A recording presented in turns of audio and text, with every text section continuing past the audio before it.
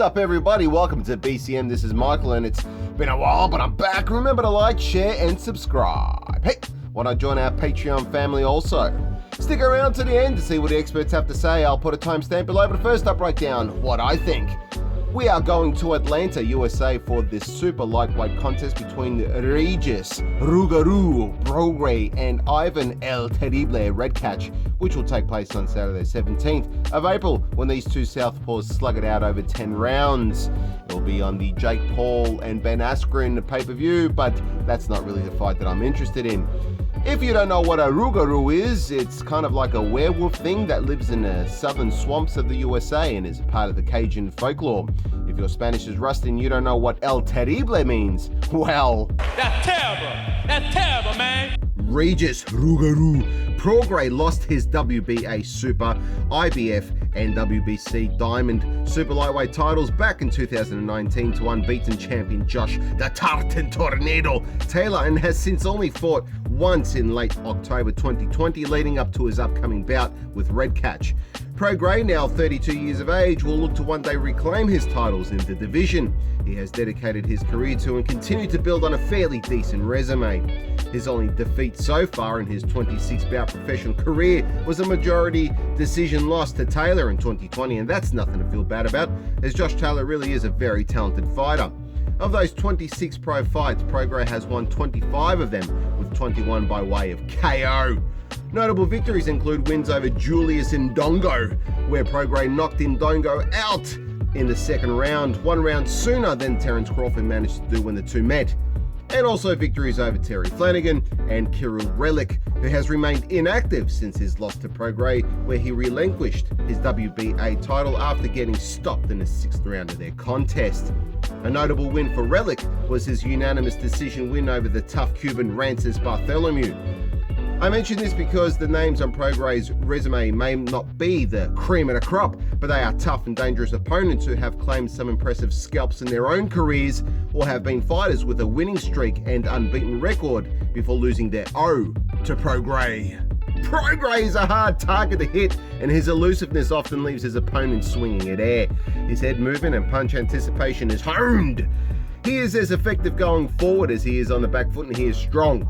His left hand delivers some serious power, and he throws a high volume of punch combinations, and although they can be pitter-patter combos and lacking venom, these combinations typically build up in momentum, leading to more significant and devastating blows like straight lefts and hooks from either hand.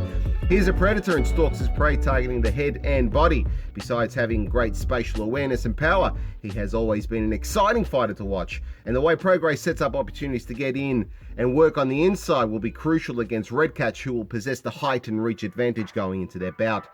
Regis Prograis was a hot prospect a few years back, but with acquired experience, maturity, and ability to remain focused and talent, we will see him holding up a super lightweight title again in his career, I believe. Ivan El Terrible Redkach kind of gives off that bit of a psycho vibe.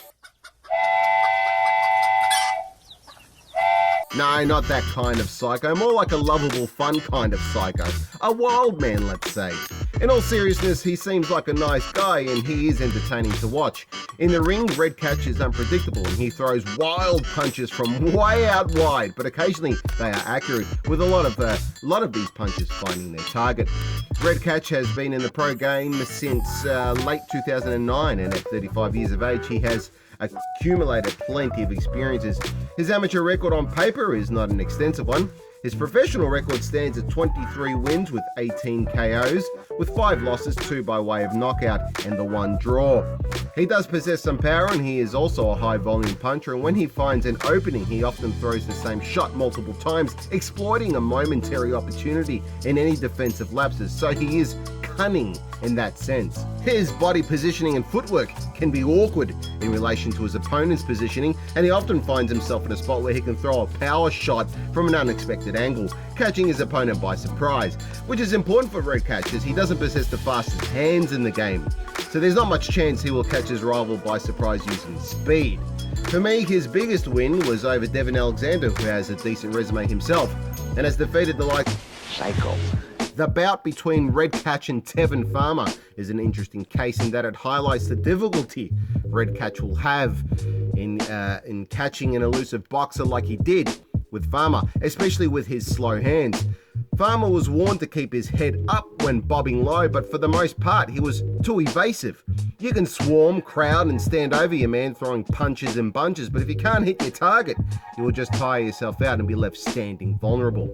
If I'm wrong, I'm happy to slap some oyster meat on top of my Nutella sandwich and chow down, but Prograis gets the win. He's too hard to hit and hits too hard. I actually see him knocking Redkach out. Before we hear from the experts, a reminder that if you want to show your support, you can like, share, and subscribe. You can help this channel grow by becoming a Patreon member, which comes with some perks. Check the description for more info.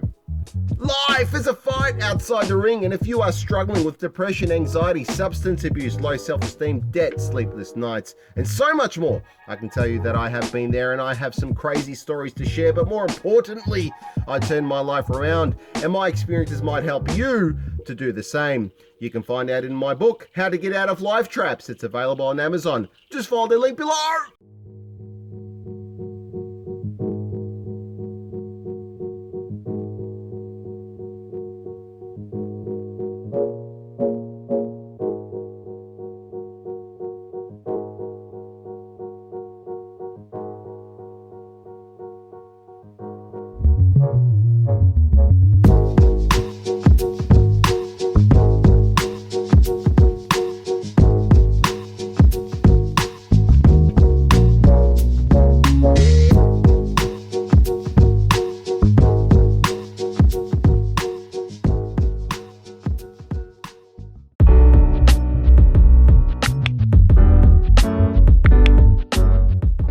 Looking for an opportunity to make money? That cryptocurrency is so hard right now.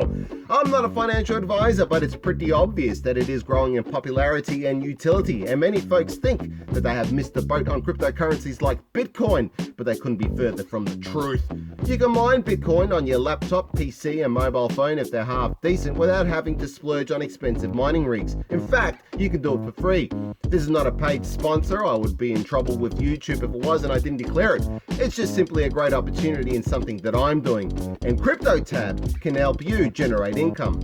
Click the links below and start earning money today!